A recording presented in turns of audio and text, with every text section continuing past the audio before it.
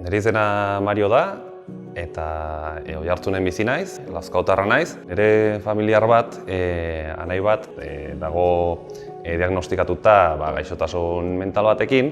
Gutxi gora bera 18 urte zeuzkenatik diagnostikatu zioten. Urteak pasa ahala eta ikusirik egoera, batez ere anaiarena eta ingurukoena, familiarena, etzi joela hobera. Azkenean nik pertsonalki Agifes topatu nuen eta ordutik etortzen naiz anaia arrebentzako sesio batera, eta sesioetan juten gera hitz egiten gure sensazioak edo gure bizipenak.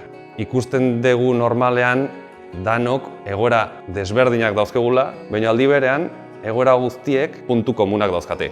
Eta beraz, danok gure artean ulertzen gera. Kalean, gure bizian, inorrek ez digu erakutsi nola egin aurre gaixotasun mentalei, inorrek. Ez ikastolak,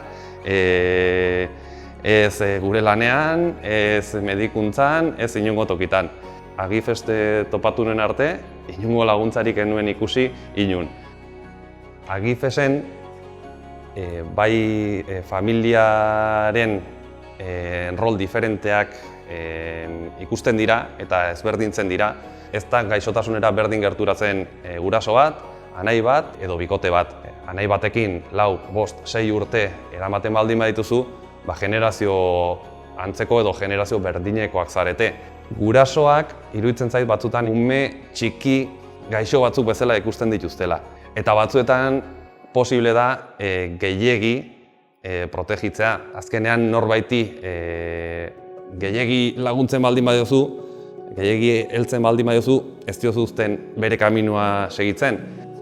Senitartekoek gaixo dagoen pertsonari lagundu ahal izateko guk ere ondo egon beharra daukagu. Zaintzaileak esan dezagun ondo egon beharra dauka beste pertsona zaindu ahal izateko. Eta nik usten dut Agifesen hori dela gauza garrantzitsuenetariko bat ikasten duguna. Gaixotasuna ez dauka bera bakarrik. Gaixotasun horrek beste guztiei baita ere eragiten die. Agifesen nagoenetik, izango dira 6 urte inguru, ikasi dudanarekin lortu dut alde batetik ni hobeto sentitzea, hobeto ulertzea anaiaren gaixotasuna eta saiatu danon familiaren egoera balik eta hoberena izatea.